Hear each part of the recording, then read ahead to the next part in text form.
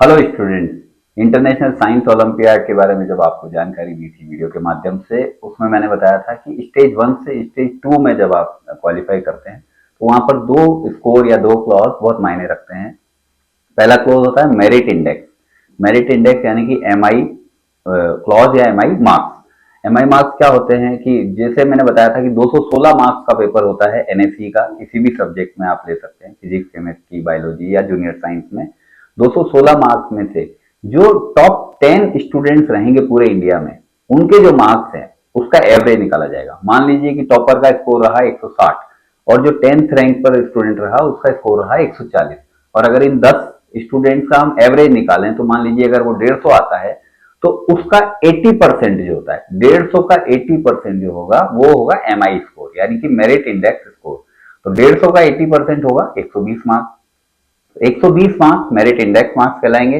और जिस स्टूडेंट के भी 120 या उससे अधिक स्कोर है वो एमआई कैटेगरी में आ जाएगा और उसका जो सिलेक्शन है स्टेज 2 के लिए वो श्योर हो जाएगा। एमआई स्कोर के बराबर या उससे ज्यादा स्कोर करने वाले स्टूडेंट का जो है सेकंड स्टेज के लिए क्वालिफिकेशन श्योर हो जाता है। जबकि M A S minimum admissible marks, minimum admissible score, M A S का जो स्कोर होता है वो जो टॉप 10 स्टूडेंट्स होते हैं उनके एवरेज का 50% होता है।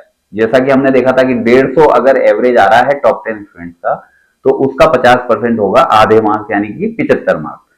तो 75 मार्क्स से ज्यादा कम से कम आपका स्कोर होना चाहिए अगर आप सेकंड स्टेज के लिए एलिजिबल होना चाहते हैं। लेकिन ये कोई गारंटी नहीं है कि अगर आपने 75 या उससे ज्यादा लाए तो आपका स्कोर, आपका सेकंड स्टेज के लिए सिलेक्शन होगा ही होगा।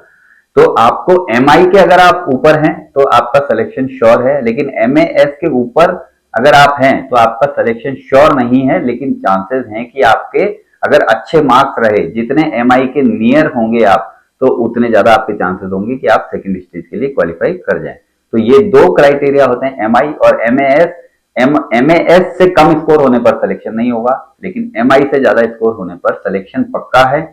एमएएस और एमआई के बीच के स्कोर वाले स्टूडेंट्स के लिए ऐसा है कि जितना वो एमआई के नजदीक होंगे उतना ज्यादा उनके सिलेक्शन के चांसेस होंगे, और कम स्कोर होने पर उनके सिलेक्शन की संभावना कम हो जाती है। और जैसा कि आप जानते हैं कि स्टेज 1 से स्टेज 2 में 300 से लेकर 500 स्टूडेंट के बीच सब्जेक्ट वाइज अलग अलग स्टूडेंट्स होते हैं, वो क्वालिफाई करते हैं।